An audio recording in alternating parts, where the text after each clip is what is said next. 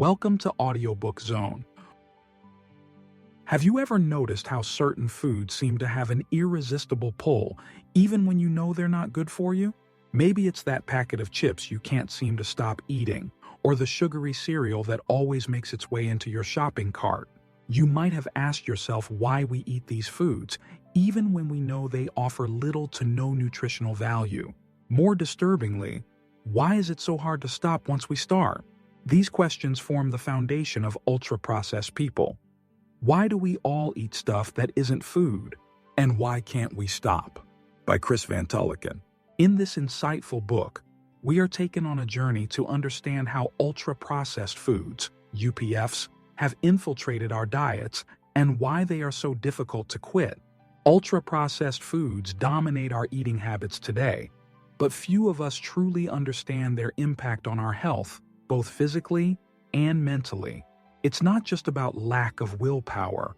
These foods are engineered to be addictive and convenient, and they thrive in an environment where healthy choices are often more difficult or more expensive. Today we'll walk through the key ideas from the book and explore how ultra-processed foods have reshaped our diets and what steps we can take to regain control. Let's dive in.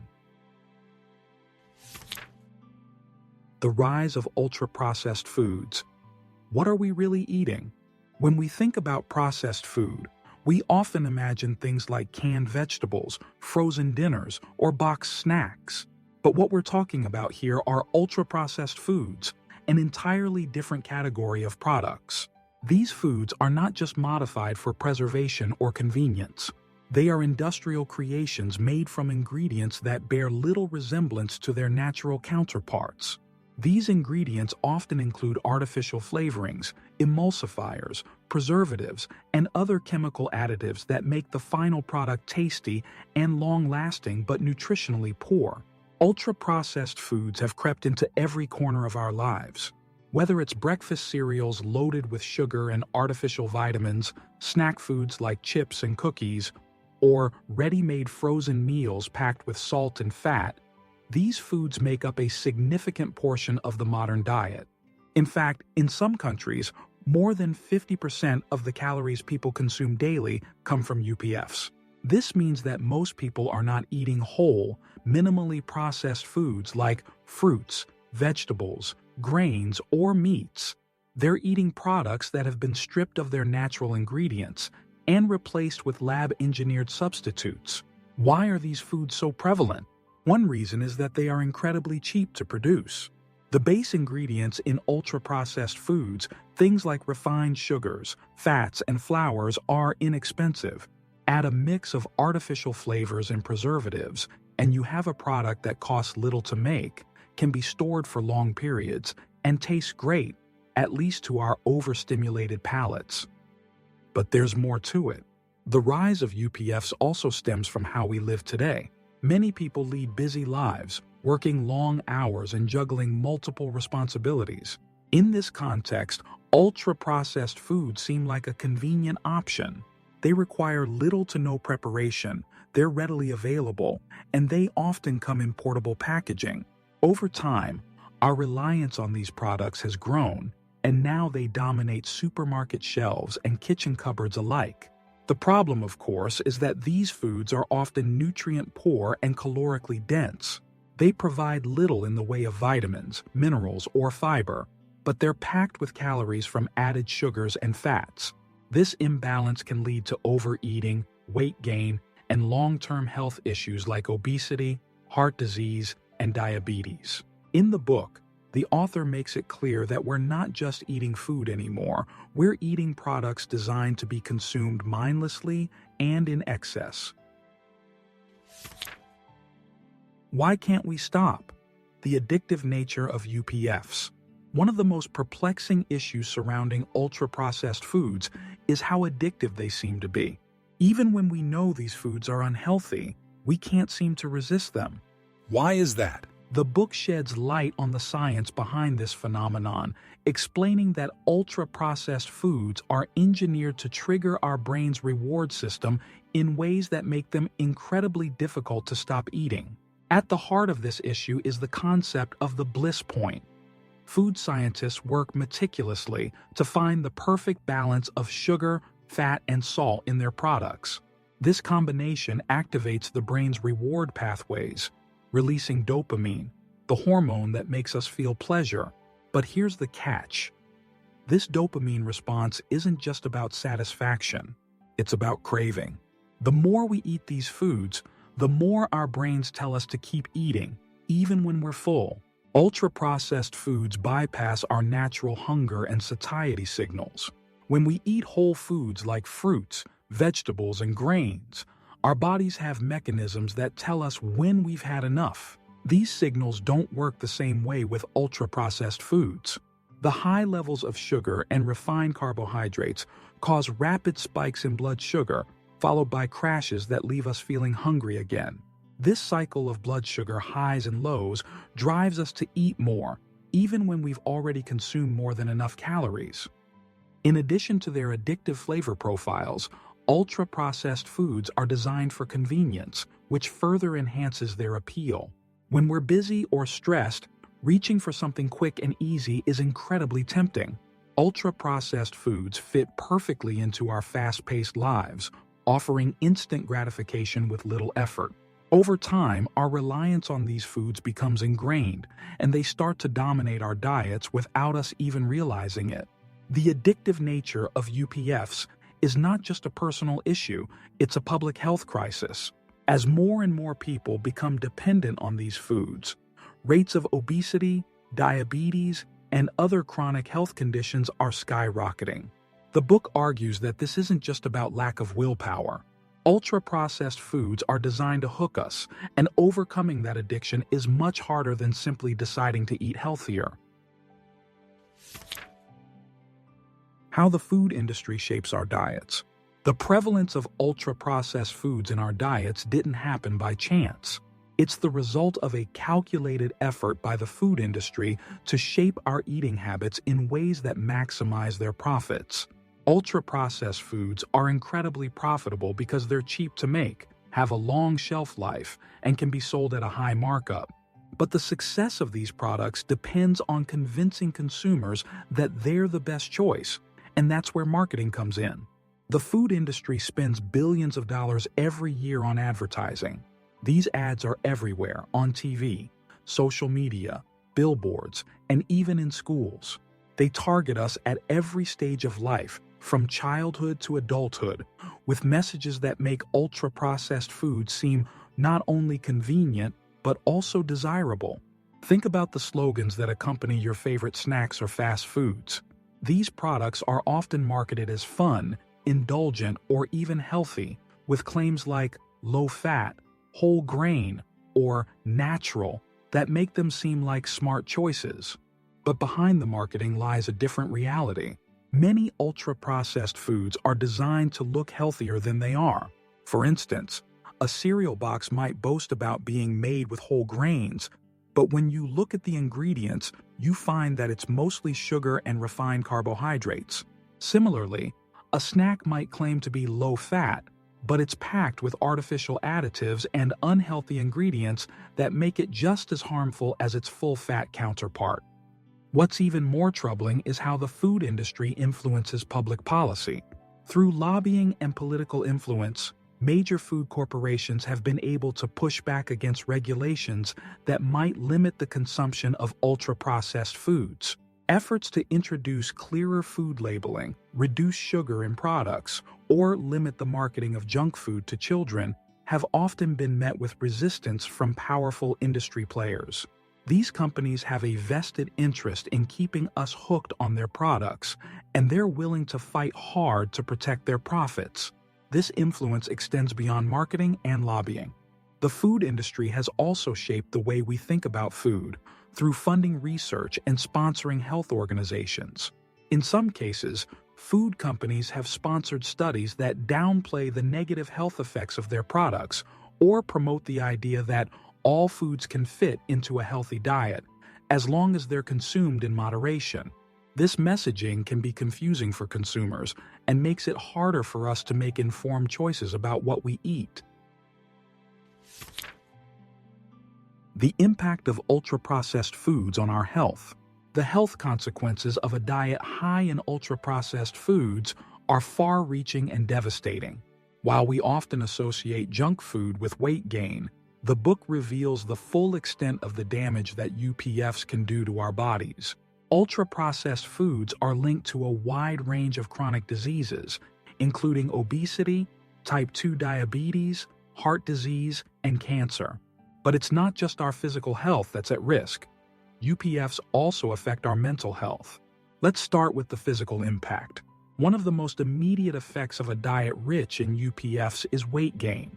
These foods are high in calories but low in nutrients, meaning we can eat a lot without feeling truly full or satisfied.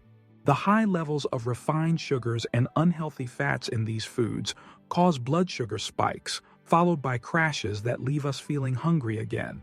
Over time, this leads to overeating and weight gain, which increases the risk of developing obesity and related conditions like type 2 diabetes and heart disease. But the damage doesn't stop there. Ultra-processed foods are also associated with higher rates of certain cancers. For instance, processed meats like hot dogs and bacon have been classified as carcinogens by the World Health Organization, WHO. The additives and preservatives used in these foods can contribute to inflammation and other processes in the body that increase the risk of cancer. Beyond physical health, UPFs also have a significant impact on mental well-being. Research has shown that diets high in ultra-processed foods are linked to increased rates of depression, anxiety, and mood disorders. This could be due to several factors. First, UPFs lack the essential nutrients, such as omega-3 fatty acids, vitamins, and minerals that are crucial for brain health. Second, the blood sugar fluctuations caused by consuming high-sugar foods can lead to mood swings and irritability. Over time, this can contribute to feelings of anxiety and depression. One of the lesser-known but equally important effects of UPFs is their impact on the gut microbiome. Our gut is home to trillions of bacteria that play a crucial role in digestion, immune function, and even mental health. A diet high in ultra-processed foods can disrupt the balance of good and bad bacteria in the gut, leading to inflammation and digestive issues.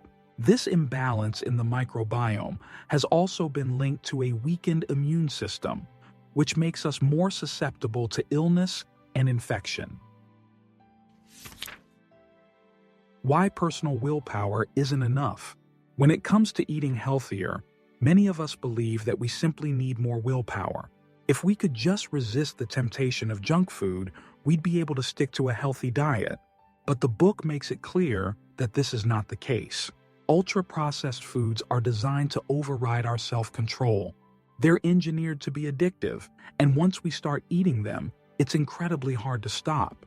The problem with UPFs is that they trick our brains into craving more. The combination of sugar, fat, and salt in these foods activates the brain's reward system, releasing dopamine and creating a sense of pleasure. But unlike whole foods, which provide lasting satisfaction, ultra-processed foods cause a quick dopamine spike followed by a crash. This leaves us feeling unsatisfied and craving more, even if we've already eaten enough. On top of this, ultra-processed foods disrupt our body's natural hunger and fullness signals. Normally, when we eat whole foods, our bodies tell us when we've had enough and we stop eating. But UPFs interfere with these signals, making it harder for us to recognize when we're full. This leads to overeating and makes it easy to consume more calories than we need. It's also important to consider the role of convenience. In today's fast-paced world, many of us are juggling work, family, and other responsibilities. Ultra-processed foods fit easily into our busy lives because they're quick, cheap, and require little to no preparation. When you're tired after a long day, it's much easier to grab a frozen pizza or a packaged snack than to cook a meal from scratch. Over time, this convenience becomes a habit, and we rely on UPFs as our default option. For many people, there are also socioeconomic factors at play. In low-income communities, access to fresh whole foods is often limited. These areas, known as food deserts, may have few grocery stores, but plenty of fast food chains and convenience stores that sell ultra-processed foods. In these environments, making healthy choices is not just a matter of willpower, it's a matter of access and affordability. The book emphasizes that blaming individuals for their food choices is not productive. The problem isn't a lack of discipline, it's a food system that prioritizes profit over health. To truly address the issue of ultra-processed foods, we need to look beyond individual willpower and focus on the broader societal factors that make these foods so prevalent. Breaking free from the UPF trap. So, what can we do to break free from the cycle of ultra-processed food consumption? The book offers several practical strategies for reducing our reliance on these foods and moving toward a healthier diet. The first step is awareness. Many of us eat ultra-processed foods without even realizing it because they've become such a normal part of our diets. To break free, we need to become more conscious of what we're eating. A simple way to start is by checking ingredient labels. If a product contains a long list of unfamiliar ingredients, preservatives, or artificial additives, it's likely an ultra-processed food. Once you've identified the UPFs in your diet, the next step is to gradually reduce your intake. It's unrealistic to expect people to quit ultra-processed foods cold turkey. After all, these foods are designed to be addictive. Instead, the book recommends making small, manageable changes. For example, you could start by replacing one processed snack with a whole food alternative, like swapping sugary breakfast cereal for oatmeal, or choosing fresh fruit instead of packaged cookies. Cooking more meals at home is another powerful way to reduce your consumption of UPFs. When you cook from scratch, you have complete control over the ingredients you use, which allows you to avoid the additives and preservatives found in ultra-processed foods. The book emphasizes that cooking doesn't have to be complicated or time-consuming. Simple meals made with whole foods can be quick, easy, and just as satisfying as their processed counterparts. Another important strategy is mindful eating. Ultra-processed foods often encourage mindless consumption. We eat them while watching TV, scrolling through our phones, or out of boredom. By practicing mindful eating, we can become more attuned to our body's hunger and fullness signals. This means slowing down, savoring each bite, and paying attention to how our food makes us feel. Mindful eating can help us recognize when we're truly hungry and when we've had enough, which in turn can reduce overeating. The role of policy and public health. While individual actions are important, the book also makes it clear that personal changes alone won't solve the problem. The rise of ultra-processed foods is a systemic issue, and tackling it requires changes at the policy level. Governments and public health organizations must step in to regulate the food industry and create an environment where healthier choices are easier to make. One way to achieve this is through taxation. For example, some countries have introduced taxes on sugary drinks to reduce consumption, and there have been calls to extend these taxes to other junk foods. The revenue generated from these taxes could be used to fund public health campaigns or subsidize fresh fruits and vegetables, making healthy food more affordable. Improving food labeling is another key step. Many consumers are misled by packaging claims like low-fat or natural, which can make ultra-processed foods seem healthier than they are. The book advocates for clearer labeling systems, such as traffic light labels or front-of-package warnings, which would make it easier for people to understand what they're eating and make more informed choices. Education is also crucial. Teaching children about nutrition, cooking, and the importance of whole foods from a young age can help them develop healthier eating habits that last a lifetime. Schools play a pivotal role in this by providing nutritious meals and fostering environments where healthy eating is encouraged. Ultimately, we need to create a food environment where healthy choices are the easy choices. This means holding the food industry accountable for the products they create and ensuring that everyone has access to fresh, whole foods, regardless of where they live or how much money they have. Conclusion: taking control of our diets. In Ultra-Processed People, we're given a deep dive into how ultra-processed foods have infiltrated our diets and why they're so difficult to quit. These foods are not just unhealthy, they're designed to be addictive, convenient, and profitable, which makes them a dominant force in our modern food environment. But the good news is that by becoming more aware of what we're eating, making small changes, and advocating for systemic reforms, we can begin to take back control of our diets and our health. The book challenges us to rethink the way we approach food, both as individuals and as a society. It's a wake-up call to the dangers of ultra-processed foods and a call to action for creating a healthier food system. By making informed choices, reducing our reliance on UPFs, and pushing for changes in public policy, we can work toward a future where whole, nutritious foods are the norm, not the exception.